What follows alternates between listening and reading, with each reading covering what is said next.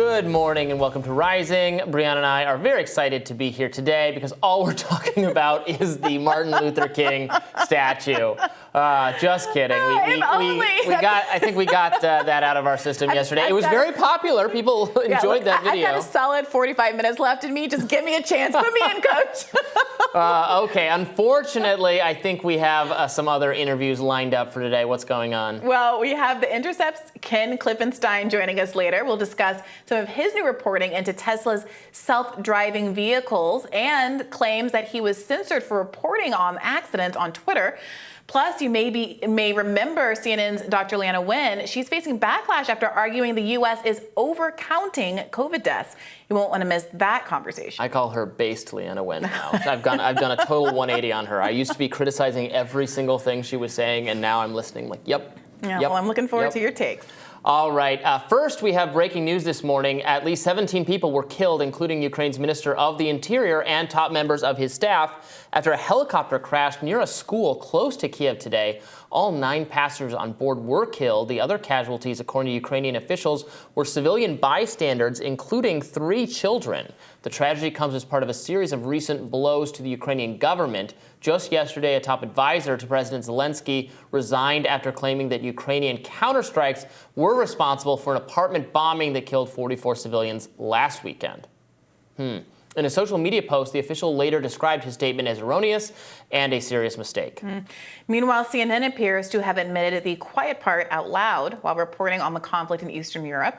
In a Monday article titled "How Ukraine Became a Test Bed for Western Weapons and Battlefield Innovation," one source familiar with Western intelligence tells CNN, quote, "Ukraine is absolutely a weapons lab in every sense because none of this equipment has ever actually been used in a war between 2 industrially developed nations.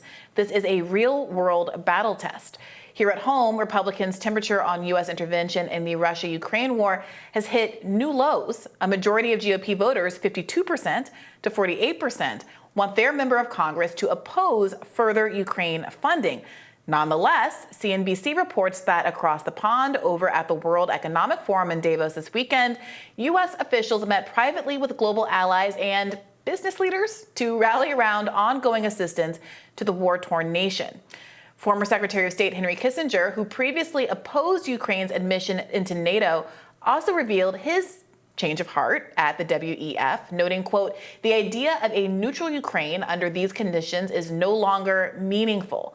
The Prime Minister of Finland wasn't far behind, pressing the importance of supporting Ukraine as long as needed. Let's watch. Do you think if this war in Ukraine lasts 3, 4 years, 5 years, Europe has the staying power to see it through, to continue supporting Ukraine, deterring Russia, dealing with the energy issues that arise out of it? I think the only message that we need to send that we will support Ukraine as long as needed. 1 year. Yeah, it's amazing to me that people are willing to say that. I guess it shouldn't be so surprising to me. I guess from their perspective, the posture has to be that you maintain that stand, even if you don't feel that way internally or behind closed doors, because you don't want to put out the public perception to Russia that if they just last a certain amount of time, that they can wear out the other side. But from a political perspective, sorry, that's exactly what neoconservatives would say about the wars in Iraq and Afghanistan. That, well, we can't, if we say when we're going, then they'll just wait to fight back. Then they'll know there's a time limit on our commitment.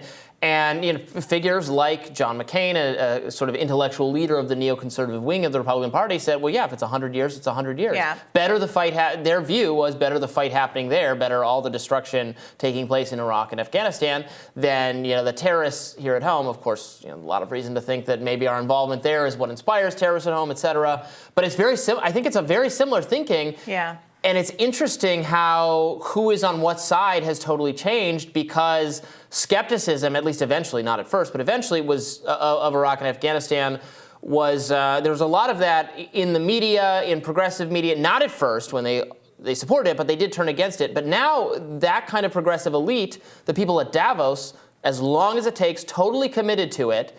And it's those backward conservative Republicans back home in America asking too many questions about, well, how long is this going to go on? We think we've given a lot of money. Maybe there's an end date to that commitment. Yeah, I think the fact that both establishment Republicans and Democrats at Davos have a more united pro-endless war message, despite there being a real populist anti-war movement back at home, really speaks to how this is an elite, non-elite, inside-outside game issue more so than it is a partisan one. Although I do want to give credit to the fact that there is this growing anti-war movement among non-politicos in the Republican Party, which in some ways seems to have more energy and enthusiasm behind it than the left war movement at this moment in history. They held up Kevin McCarthy's coronation as Speaker of the House for the first time this was done against someone seeking to be Speaker of the House in 100 years over that. Yeah, and those 20 holdouts, I think, would not have felt so empowered to do that if they didn't know that there was a significant amount of public support behind them,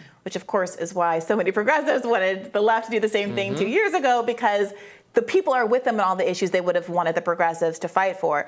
Nonetheless, back to this, it does seem to me, okay, even if I accept that they have to publicly pretend that they're in it with Ukraine as long as it takes, what concerns me is that there have been so many of these moments where the behind-door conversation seems to have been identical to the public conversation. And the fact that we're using Ukraine as a weapons lab, the fact that we have former Raytheon board members as, and Biden's cabinet advising the war effort, the fact that we have the revolving door, the fact that we have defense stocks skyrocketing, the fact that Biden is taking time out of his schedule to visit these weapons manufacturing plants down in the South. All of this points to the idea that there isn't an inside-outside game here. There isn't a public conversation versus a private conversation, and we can take solace in the fact that America really does know that it needs to end this war. It seems to me that there is one message, and that this isn't a bluff, that America really has a lot of financial incentives in prolonging this conflict, no matter what it means for the fate of the Ukrainians who are in the middle of this war.